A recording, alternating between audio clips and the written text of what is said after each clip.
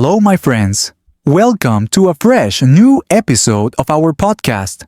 I'm your host, Richard. And I'm Monica. Great to have you all here. So today's question is, why are so many people learning English, but still struggling to speak fluently? That's a powerful question, Monica. I think one big reason is lack of consistency. People start learning with energy but then stop after a few weeks. Plus, they often can't express themselves because they don't know enough words. Exactly. And here's another thing. If you watch fluent speakers, you'll see they can talk about any topic. Politics, sports, education, even random daily stuff. Yes. And do you know why? Because they constantly learn new words, even trendy or slang words. It's like they keep updating themselves, just like your phone needs regular updates. True. And think of it this way. Words are like ingredients in a recipe. If you want to cook a delicious meal, you need the right ingredients. Similarly, if you want to speak English well, you need a rich vocabulary. Well said. So friends, if you're stuck, don't lose hope. Just focus on small daily learning. One new word a day can change your game over time. So, in today's podcast, we're going to listen to a native speaker and learn some powerful new words. Not only that, we're also going to practice with real-life examples, so you can try them out yourself too. Awesome. We will learn not boringly, but conversation will be enjoyable. So, let's not wait any longer. Let's listen to the dialogue first.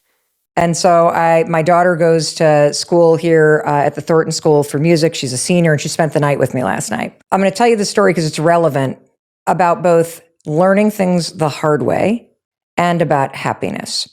So she slept in my bed with me last night, and it was so awesome. And I just love her, and she's 22, and she's about to burst into the next chapter of her life. It is so exciting. And I miss her terribly, terribly. And I'm going to get totally choked up when I think about it, because I live on the other side of the country. And I think one of the hardest things that you have to do in life. She's 22 and about to burst into the next chapter of her life. Sounds exciting, right? But also kind of heartbreaking, especially if you're her parent. Exactly. Today's mini story comes from a mother who spent the night with her daughter, probably for the last time in a while. And it was beautiful, emotional, and real. She said, "She slept in my bed with me last night and it was so awesome. I just love her. I'm going to get totally choked up when I think about it." Now wait, did you catch that? She said, choked up. That's the phrase we're focusing on today. Now, have you ever heard someone say they felt choked up? What does it mean? Feeling so emotional that it's hard to speak, especially from love, sadness, or nostalgia, that it's hard to speak. You might even get tears in your eyes. When I watched my son graduate, I got choked up. Choked up here means I felt so proud I couldn't speak. She got choked up during her wedding vows. Choked up here means she was so emotional she couldn't speak. I saw an old photo of my grandfather, and I got choked up. Choked up here means I felt so sad I couldn't speak. See? It's all about those powerful moments when emotions block your words. Now it's your turn. Can you think of a time when you felt choked up? Try using choked up in your own sentence and say it out loud. So I've spent the last 2 years, and I continue to focus right now on the number one goal that I have, which is to learn how to be happy and content wherever I am. And so this morning is the perfect example of catching this profound sadness, which is part of the human experience. Deeply missing somebody is also about loving them. Welcome back, my friends. Did you notice the word is profound?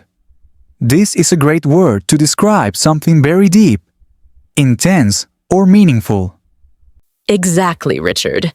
When someone says they had a profound experience, it means it affected them deeply, emotionally, or intellectually.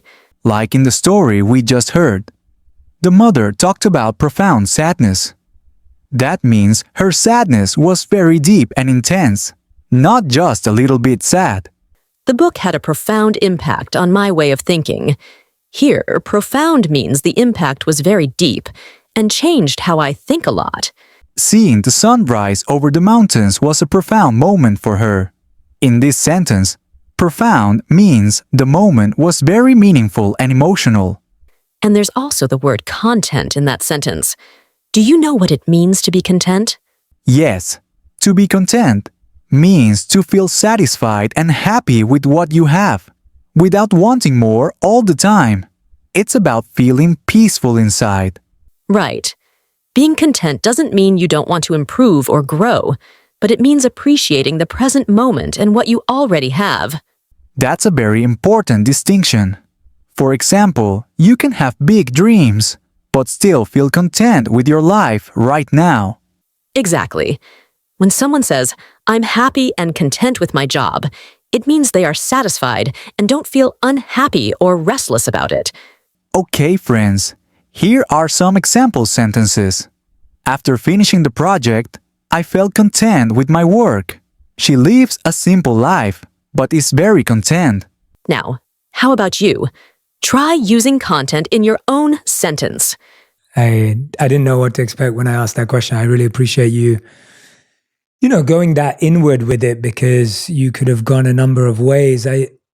I fully understand and empathize what you're saying, because my mom and my family do something similar. Welcome back, friends. Did you catch the word in that last sentence? It was empathize. Yes. The speaker said, "I fully understand and empathize with what you're saying." So what does empathize mean? To empathize means to deeply understand how someone feels. Because you've either felt something similar or you're putting yourself in their shoes. Right. It's not just understanding someone's situation. It's feeling what they feel. That's what makes empathy so powerful. Let's try some examples to make it even clearer. I can really empathize with her stress. I went through the same thing last year. Empathize here means I understand and feel her stress because I had a similar experience. He tried to empathize with his friend's loss, even though he had never lost anyone himself. In this sentence, empathize means he made an effort to imagine how painful it must feel, even if he hadn't experienced it personally. Teachers who empathize with students often create a more supportive learning environment. Here, empathize means the teachers understand and care about what their students are feeling. Of course, I want to be the #1 female podcast host in the world. Of course, that's what I want. But the reason why I am pursuing this is because I wanted to connect with people at a deeper level. Did you notice the word in that powerful sentence? It was pursue. Yes.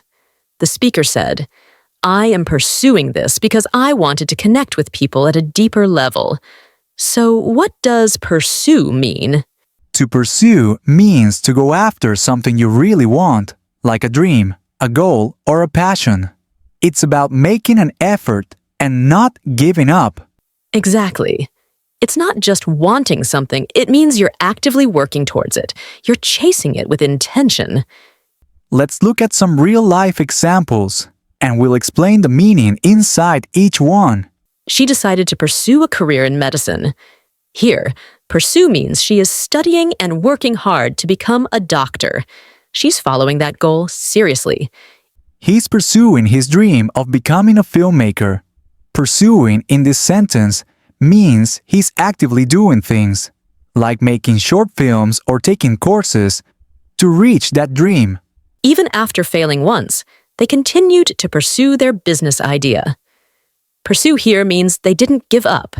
They kept working on their idea with determination. So, friends, when you pursue something, you're not just thinking about it, you're taking action to make it real. Now it's your turn. What's something you are pursuing in your life right now? Try saying your sentence out loud with the word pursue. Practice helps your brain remember better.